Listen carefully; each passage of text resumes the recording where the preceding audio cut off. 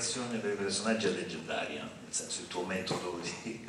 Adesso poi mi dici questo, cioè hai fatto il Signore degli Anelli, hai portato la spada per mesi, sempre con te anche a pranzo, forse anche a letto, quando hai dovuto fare quel personaggio muto nel film, non hai parlato per un mese, credo, o per tutta la durata del film con nessuno, e scrivevi soltanto.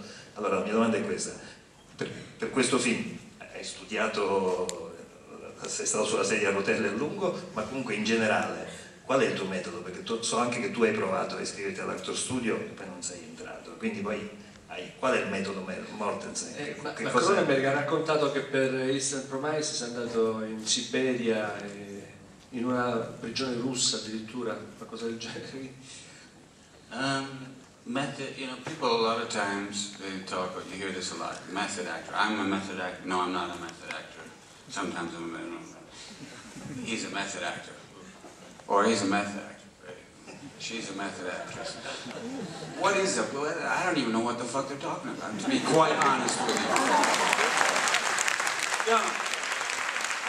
Excuse my language. I think it's Al Pacino's influence. By the way, congratulations to him, and it's an honor to be, you know, associated with him in this scene and in this festival as well. And I mean, I look at these people, Ariadna Gil, amazing actress, Pacino, Arquette, I mean, I've been lucky there with the people I've worked with. But a method is whatever works. And whatever works for a given role on a given day is quite possibly somewhat different than what worked yesterday, or for another role. So people like to categorize. They like to say, "Oh, she's that one that plays the, you know, the prostitutes all the time," or "He's that one who plays the warriors," or she's a method actress." You know, it doesn't mean anything. Yes, there is something called a method, essentially based. You know, not that I'm going to clear anything up tonight, but you know, the Actors Studio, particularly in the 1950s, you know, coming out of the group theater in the 1940s in New York City, based on the work and writings of Stanislavski, blah blah blah, and back, from Russia to New York, and through Lee Strasberg to the most famous students of the method, you know, Brando, Clift, etc. All these people who were great, but I don't know what it means. Yes, there's something about emotional recall and lots of things, but it's whatever. I mean, any actor who's been around for a while will tell you that there's times where something doesn't work and you're screwed, you're on your own, and the director can't help you, nobody can help you.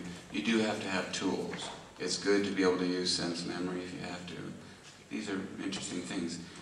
But when someone says a method actor, I think generally what journalists in particular are implying, most of them not well informed, they're implying that the person is obsessive in their preparation, and quite possibly the implication is that they refuse to be called anything but their character name, which is fine. I've never done that, but someone wants to do that, whatever, it's part of make-believe, whatever works for you, as long as you don't hurt anybody. And then people talk about, well, these method actors, they have a hard time getting rid of the character, they take it home. You know, I'm not in any hurry to forget anything. This is all very interesting to me. And if I keep getting older, I'm going to forget lots of stuff unless people show me clips like, oh yeah, right, what's her name? You know, and, but a method is, as I say, whatever works. I do enjoy the preparation. You know, I always do one thing for sure. When I get a script, and I know I'm going to do this part, I always say simply, what happened before page 1? You know, just like if I'm playing a scene in a movie, what happened just before the scene starts? But definitely what happened from the cradle, from birth until page 1, what happened? You do that, you're already well on your way. And you end up with a whole bunch of things piled up on the table. And then you put in your bag that you're going to finally use a certain amount that will fit. And you show them to the director. And unless they think you're completely crazy, they might say, okay, that's not that one. And that one's okay. Or you just try it. You don't say anything, you just bring it. And in the case of Carlito's Way, I mean, I speak Spanish, as you could see in the La Triste, but I don't speak Spanish the way La Triste speaks it normally. I speak with an Argentine accent. And I don't speak the way Lalin speaks it either, who's Puerto Rican, probably came age 15 to New York City, was taken under the wing of Carlitos, and that's why I sang the only people who ever, looked out for you, kind of. I was a sort of an adopted son type character, probably to him. A kid who got in trouble and was kind of flashy, but he sort of gave me stuff to do. And so there I spent as much time as I could in East Harlem, in the part of New York that traditionally Puerto Ricans, live in. They live lots of places, but there's a lot of them there. And just listening to the music of the period, which is fantastic. All the Fania records, from the early to mid-70s, it's, that was the golden age, as far as I'm concerned, of salsa music, And so I just listened to that and hung out in the neighborhood and listened to the rhythms. And there was one point where we were discussing maybe doing a scene in Spanish, but then they decided not to. But I kept, as you can hear, a few little things.